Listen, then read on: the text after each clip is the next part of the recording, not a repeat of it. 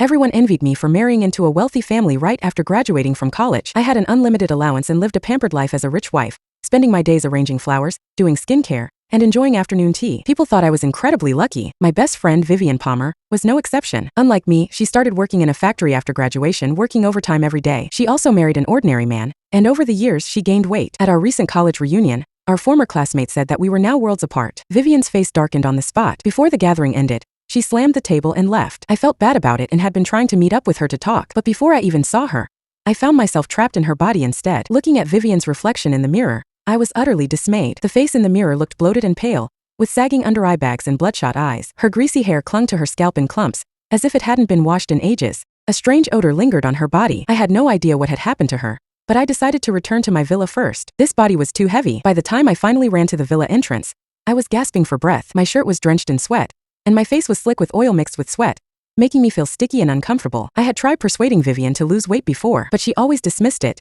saying that life was already tough enough, and dieting would be inhumane. Over time, she had completely let herself go, making this body unbearably sluggish. As someone who had always been disciplined, I found it impossible to adapt to this sudden heaviness. The moment I steadied myself, I bent over, clutching the iron gate, and retched violently. "Do you have no manners? How can you throw up at someone else's door?" A servant's scolding came from inside the iron gate. I looked up and saw the servant, but more importantly, I saw myself standing behind her. A thought flashed through my mind. If I'm in Vivian's body, then who is occupying mine? I stared past the servant at the woman stepping forward, wearing my face. A terrible suspicion began to take root in my heart. "Vivian," I tentatively called out as she dismissed the servant and walked through the iron gate to stand in front of me. For a brief moment, a flicker of unease crossed her face. I was right. Vivian and I had swapped bodies. Before I could demand answers, she smirked and pointed at me with undisguised glee. "From today onward, you are Vivian, and I am Jeanette Yates. From now on, your rich wife's life is mine now." I was furious. "What did you do?" "Just a little trick to swap our bodies. Your happiness now belongs to me. And as for you, you can rot away in my miserable life." Vivian's expression twisted with crazed excitement. Her words became even more brazen. "Don't even think about switching back. As long as I refuse, you'll never get your body back. Just accept it. Even if you tell others the truth,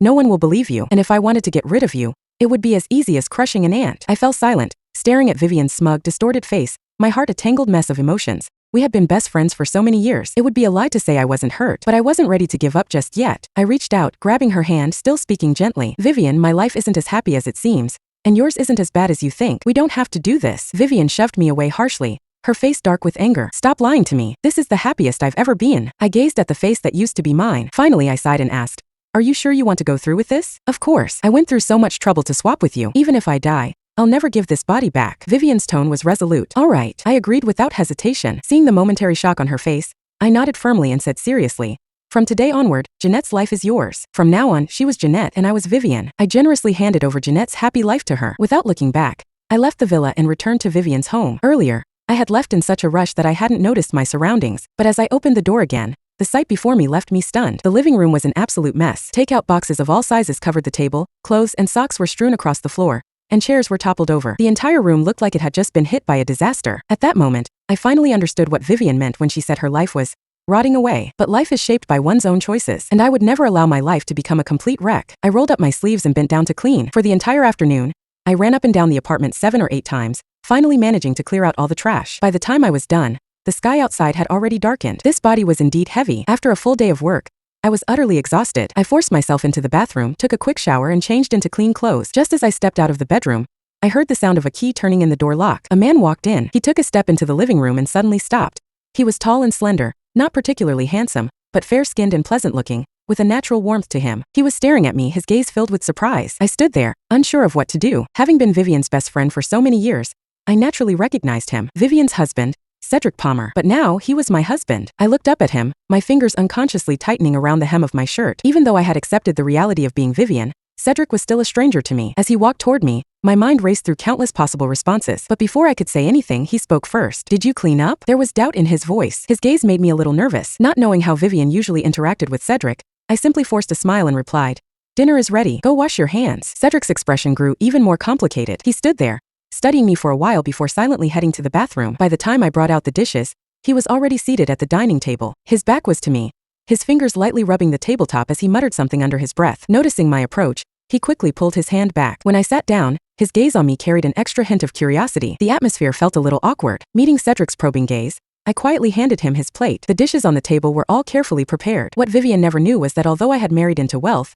I wasn't someone who had never touched housework. In fact, my cooking skills could rival those of a professional chef. During family banquets, I was often responsible for preparing an entire feast. Working nonstop for 7 or 8 hours, I had to run back and forth between the dining hall and the kitchen, and even after the banquet ended, I had to stand by the table, serving dishes while enduring harsh critiques. Sometimes, the food I had painstakingly prepared would be discarded like garbage, but I never truly hated cooking. Before I got married, I had even looked forward to a simple life of shared meals, just like this moment. I glanced at Cedric across the table. The table was small, the dishes were few, and neither of us spoke much. Yet, I felt an unexpected warmth and a rare sense of ease, and Cedric seemed to really enjoy my cooking. Seeing how quickly the 4 plates were emptied, I couldn't help but glance at him again.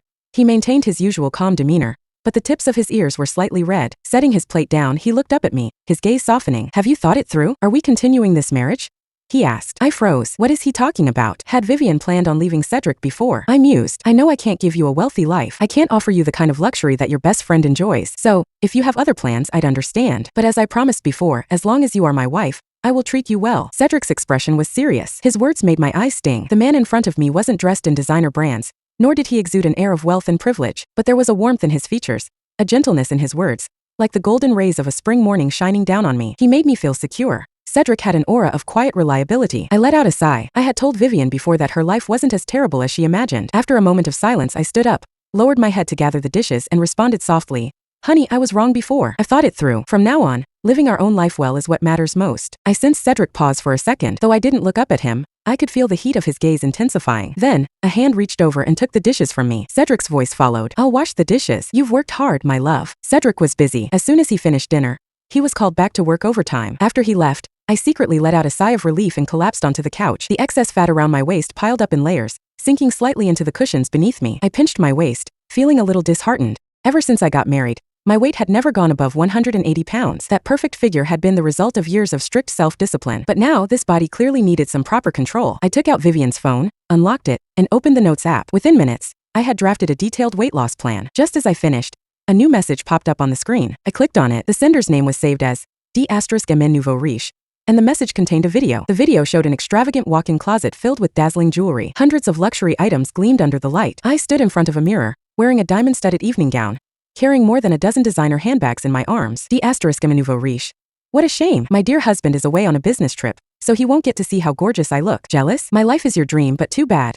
Envy won't get you anywhere. I let out a laugh, shaking my head. I thought, Vivian, no Jeanette now. If she loves this dream so much, she can keep living it. My eyes flickered with mischief as my fingers tapped swiftly across the screen. Cherish the present while you can. After hitting send, I immediately blocked her, tossed the phone aside, and lay back on the couch. Closing my eyes, I fell into the first deep, restful sleep I had had since getting married. Even though it was Vivian's body, my internal clock was still the same. At 6 o'clock the next morning, I woke up right on time. For a moment, as I opened my eyes, I thought everything that happened yesterday had been just a dream. But when I saw Vivian's face staring back at me from the mirror, I quickly sobered up and smiled. I was finally free, letting out a deep breath. I felt as if even this heavy body had become lighter. I clenched my fists at my reflection, got dressed, and decided to go for a morning run. This body was mine now, and I wasn't going to neglect it. Just as I stepped back inside, I noticed a pair of men's running shoes by the entrance. I assumed Cedric had returned, but when I walked in and glanced around, he was nowhere to be seen. There was breakfast waiting on the dining table. As I walked closer, I noticed a sticky note beside it. "I'm heading to bed first. Don't forget to eat." I opened the bag. The breakfast was packed in an insulated container and was still warm. The door to the guest bedroom was closed, and the apartment was quiet except for the occasional chirping of birds outside. Magpies, it seemed. The sound put me in a good mood. For the sake of my diet, I only ate a boiled egg. Jeanette didn't need to work, but Vivian did. We had both majored in accounting. The difference was that I had gotten married right after graduation, while she had joined a major corporation. Fortunately, I had never let my professional knowledge slip over the years. It only took a few days for me to get back into the groove and adjust to the job. In fact, I had even received praise for correcting a financial report. "Vivian, you're much more meticulous than before. That's the right attitude. Now I have a reason to apply for a raise for you." My supervisor had come all the way to my desk to compliment me, his face full of approval. A rare sense of pride surged within me. It had been so long since anyone had acknowledged me. For years, all I had received was doubt and criticism. Now being recognized so suddenly, I was so overwhelmed that my fingers trembled slightly. After the supervisor left, a coworker leaned over curiously. "Vivian, didn't you always say that work was pointless compared to marrying rich? No matter how hard you worked, wouldn't it make a difference? Why the sudden change of heart?" I hadn't expected Vivian's reputation here to be this bad. I chuckled, shook off my thoughts, and focused on my screen. Keeping my tone serious, I replied, "The old me wasn't very bright. Don't take my past words too seriously." The coworker was momentarily speechless. She stared at me for a while, then suddenly asked, "Vivian, have you lost weight?"